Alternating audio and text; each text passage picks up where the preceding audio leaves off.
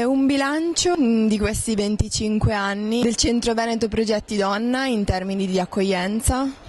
Il bilancio è pesante perché comunque abbiamo accolto più di 5.000 donne in questi anni e naturalmente negli ultimi 5-6 anni con la presenza capillare degli sportelli nel territorio e col servizio che tu offri le donne si sono rivolte molto di più, hanno chiesto molto di più aiuto e quindi i numeri sono molto aumentati in questi ultimi anni, però sono tante le donne che si rivolgono ai nostri sportelli. La fatica è tanta perché comunque siamo un'associazione di volontariato e però è un volontariato organizzato, un volontariato professionalizzato perché offre un servizio appunto di accoglienza alle donne in rete con le istituzioni, con i servizi sociali nel territorio e quindi cerchiamo di dare una risposta complessiva perché il fenomeno della violenza è un fenomeno complesso, non è semplice insomma. In sintesi, quali sono i dati che emergono da questi 25 anni di operato del Centro Veneto Progetti Donna? Sono dati importanti, abbiamo visto circa 5.000 donne nel corso di questi 25 anni.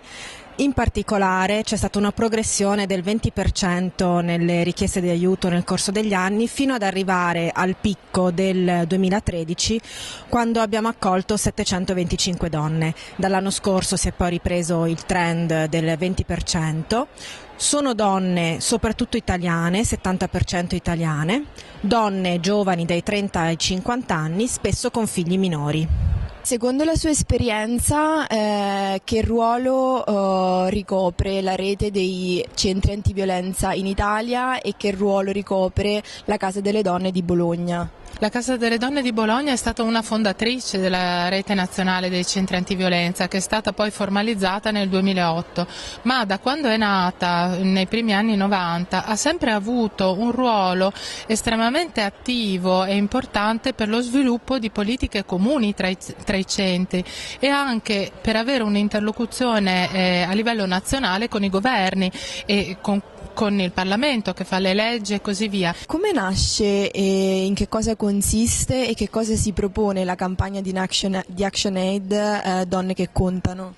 È una campagna che promuove la trasparenza nella gestione dei fondi pubblici stanziati dal governo nel 2013 e per il biennio 2013-2014 per prevenire e contrastare la violenza.